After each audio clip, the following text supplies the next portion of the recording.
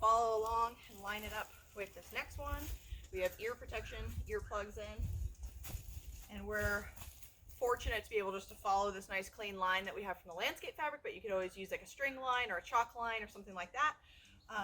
And then I kind of give it an initial shove just to sort of get it in place, and he's helping to hold it upright so it's not tilting back and forth. We've got a piece of 2x4 here, and then this is a weighted hammer, so this is like a 2-pound hammer, gives me a little extra leverage. And then we just set it on top and hammer it in, and I start in the middle because if you hit on one end it'll kind of pop up, you know, and totter back and forth. So if you drive it down in the middle first and then work side to side, that seems to work best.